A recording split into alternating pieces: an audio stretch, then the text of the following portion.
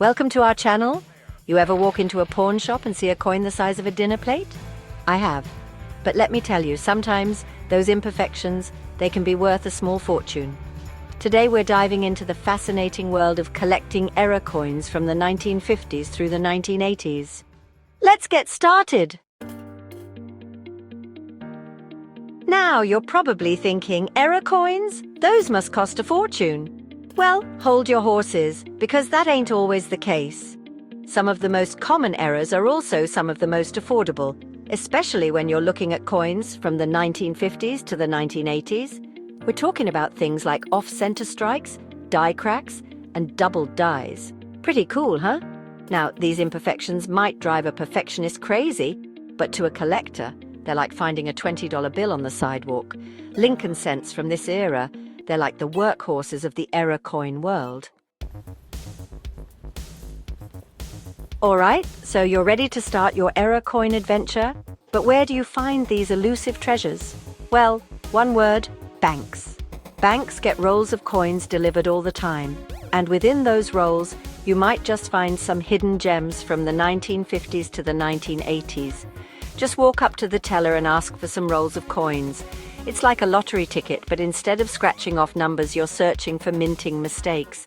The beauty of this method is that you're not spending a fortune. You're just getting your hands on regular circulating coinage, but with a little luck and a keen eye, you might just strike gold. So next time you're at the bank, skip the ATM and head straight for the teller.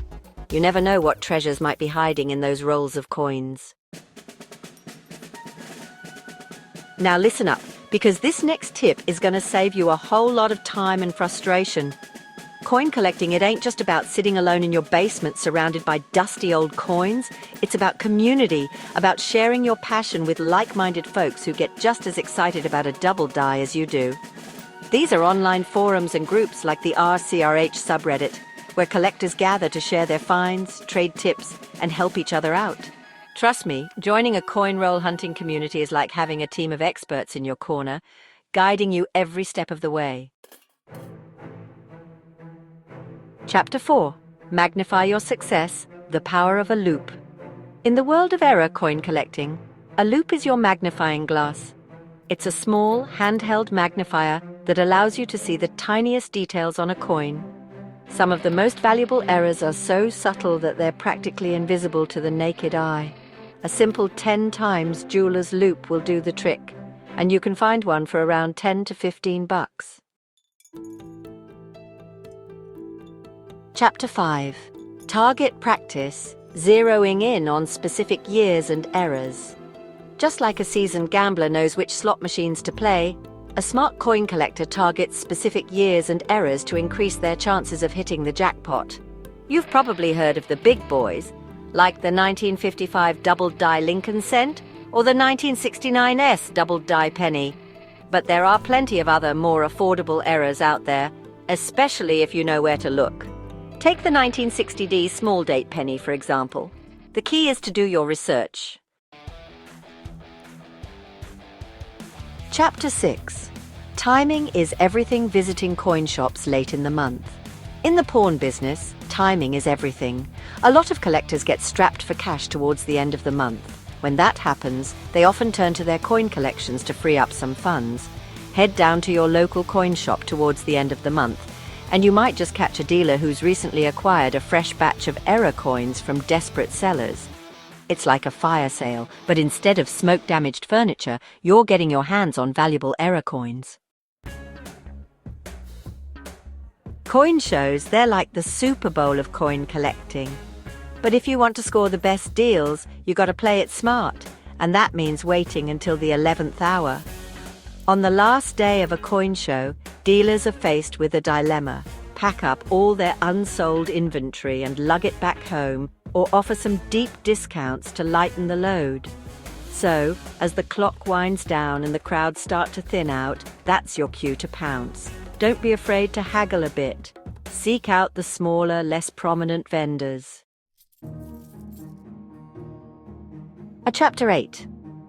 Knowledge is power. Study up before you buy. When it comes to error coin collecting, knowledge is your best defense against overpaying, or worse, getting stuck with a fake. You gotta know what you're looking at, how to spot a genuine error from a counterfeit, and how to determine its value. The Cherry Picker's Guide to Rare Die Varieties is like the Bible for error coin enthusiasts. The more you know, the better equipped you'll be to spot those hidden treasures. Chapter 9. Start small, dream big. The affordability of lower denominations. If you're on a budget, it's best to start small and work your way up. Error coins from the 1950s to the 1980s in these lower denominations are much more affordable than their quarter or half-dollar counterparts. You can find some pretty interesting varieties for as little as $5 or $10. It's like learning to ride a bike with training wheels. You'll gain valuable experience without risking a major crash and burn. Chapter 10. Old Dogs, New Tricks, Connecting with Experienced Collectors. Experience is priceless.